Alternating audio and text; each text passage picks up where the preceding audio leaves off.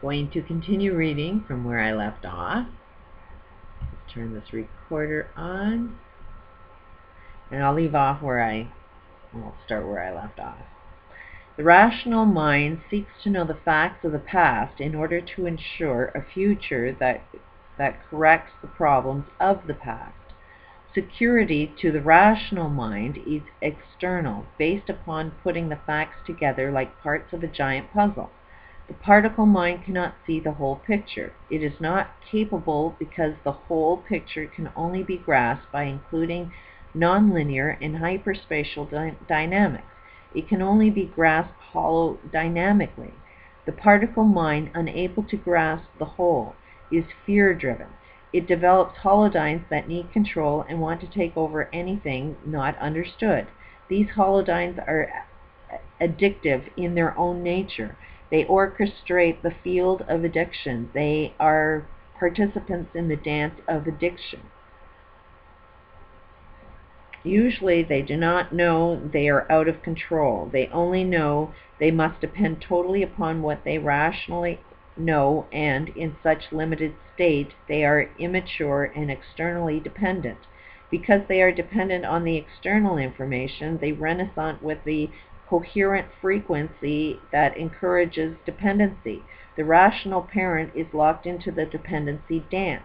How can parents lock in a dependency dance, helping their child to get out of the dependency dance? They can't, and that's why they don't. Sometimes one parent will take rational approach while the other takes an emotional approach, one demanding the facts while the other insists on love, sensitive, and bonding. Of course, either parent can switch from one pole to the other, rational and emotional, and back again. They rotate particle to wave without getting anywhere near to solutions.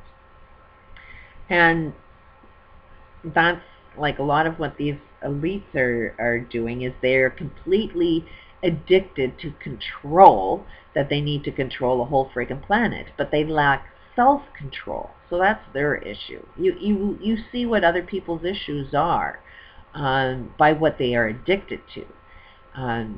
So a lot of us on the other end are totally addicted to being controlled because we lack self-control. So there's two having the same issues with the same global problem. All of us are lacking self-control. And without self-control, you will have part of that play out where they will control others, while others are sitting there waiting for, okay, I didn't like how that controller was controlling my life, so give me another politician that can control my life, because I'm totally addicted to being out of, having somebody control my life. But you're addicted to that. And it's like we all have to break our addictions. And it's not just drugs. It's thoughts. It's beliefs that you're addicted to, that you need to hang on to. Anyways, the wave solution. From a wave perspective, a problem is just an opportunity to learn a lesson and participate in a solution-finding process. A wave-orientated parent accepts the child, does not hold judgment, hopes the child will learn from the situation, and trusts the child will stay in the learning mode. Drugs are not the issue. Drug dependency does not require a solution. The mind that believes in going with the flow, universal acceptance, having unconditional positive regard, learning by experience, and free love cannot contain the powerful potential that generates dependency. They are focused upon the dance and thus fail to capitalize on the potential of the dance. There are no solutions to anything in a world confined to an emotional approach to reality. There is only the dance. And that's where coming out of this really, really bad abusive situation that definitely affected my kids. There's abusive patterns that are being repeated. Only with an unconditional love can I not get caught up in that game. And while I see these lessons being repeated, and seeing even my kids going down a path that they don't want, but yet they want it, but they can't see the mistake of it. It's like they've been told, don't touch that hot stove, but they need to touch that hot stove. They've even used the words, we want to make our own mistakes. knowing full well that, yeah, we're going to make a mistake, but it will be our mistake. And it's like, the only one problem is no, it's not your mistake. It's my mistake. It's the mistake of our whole family tree. So technically it's not your mistake. It's the same mistake being repeated over and over again. But the more that I try and fight that, the more they would never see it. The more I'm accepting of, okay, try it out. Didn't work for me. Let's see how it works out for you. I use those exact same words, that they were my mistakes. I know better than my parents, and yet I ended up repeating the same pattern. So every single word that my own kids making the mistakes, and not all of them, most of them are starting to get it.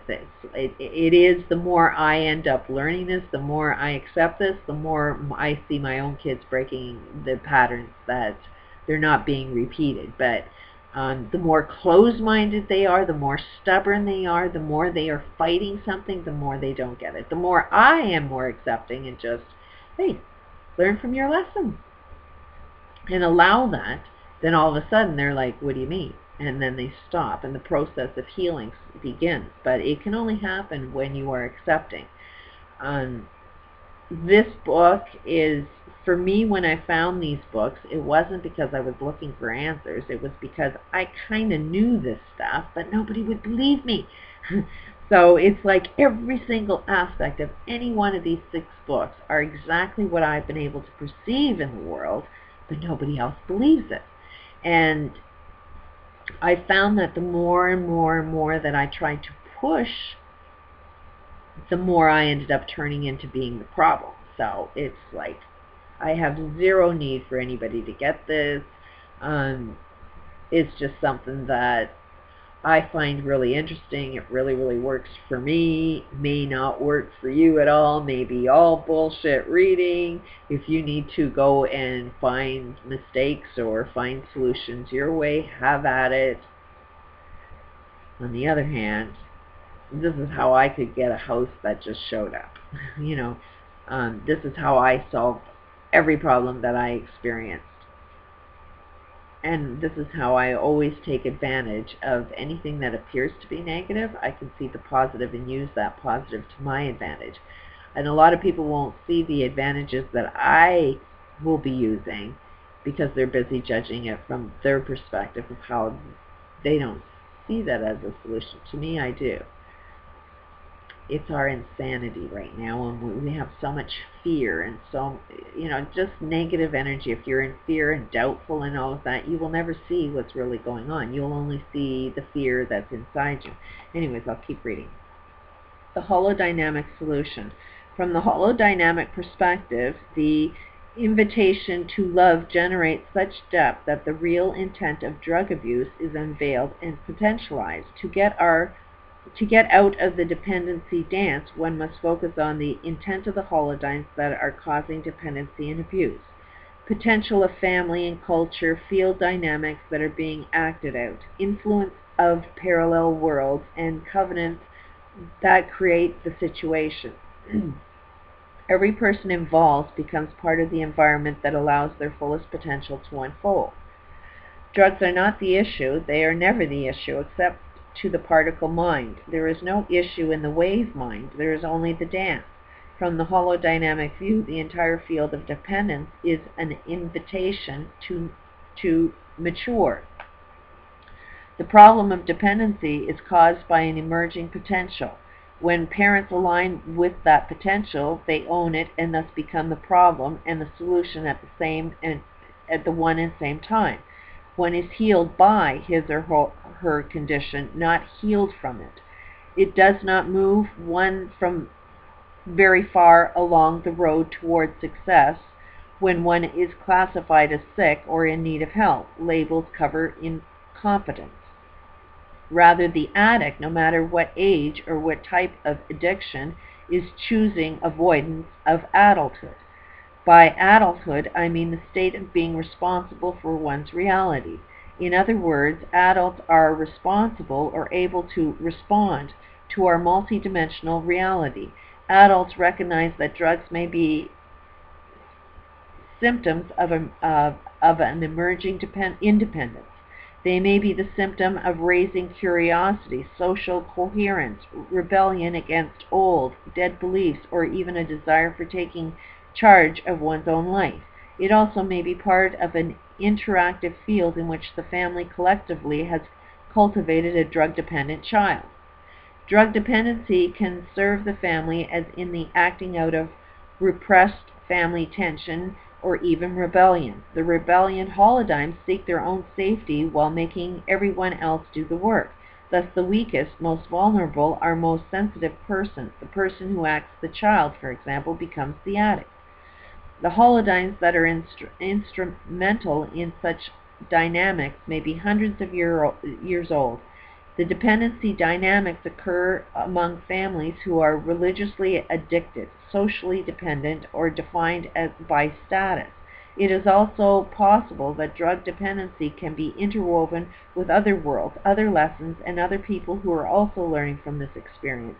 It may be that parents of drug-abusing children may be learning that parenting is a multi-world dynamic. The way out of the problems of parenthood, even those are transgenerational, is into parenthood. Addiction invites one into the world of holodynes and dependency, into the past generations that have passed on their patterns and their field dynamics, and into parallel worlds. Solutions exist first within inner space, and then outer symptoms disappear. Parental problems are caused by rational and emotional dances. To become present within the role of parenting results in becoming responsible. To be responsible allows one to stop outside of all the dances of parenting and look through new eyes upon the situation. From the superposition of presence, parents can discern new options, create new solutions, and allow themselves the freedom to choose to manifest themselves. It becomes much more enriching and exciting to be a responsible person who has chosen to become the parent of the people who are born to you and are living with you.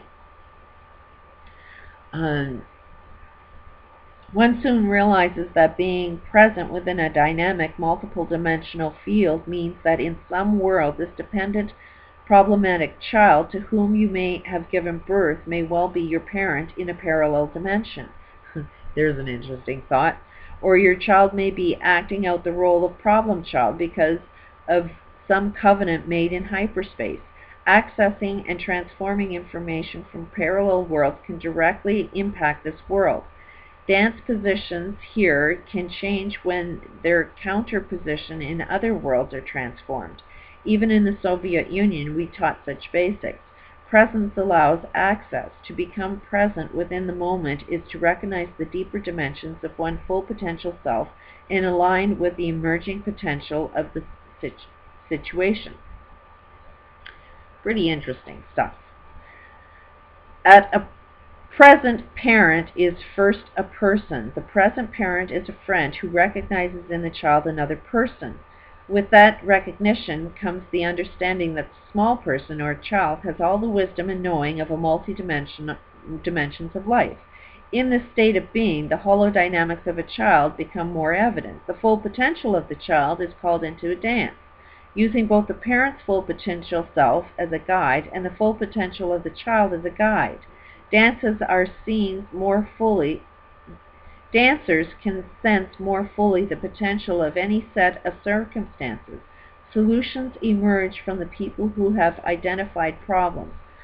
Why do they have the problem? So they can manifest the solution. And so somebody that is, being controlled, like in this global situation, we may be the first to define the problem, where these elites may not define everything that's going on as a problem yet. But we're both playing the same dance. There isn't one without the other. You don't have poverty without wealth. You don't have wealth without poverty. It's a matter of, do you really want to live in a world with poverty? Do you really want to live in a world where there's great wealth? Do you want to live in a world where there's a need for any type of drugs? It's a matter of, as soon as somebody defines something as being a problem, then everybody's entangled in that problem. Everybody is part of that problem, but everybody is also part of that solution. The one that sees the problem is the one that is responsible for starting to talk about the solutions, and then it manifests. Peace out. I'll start again.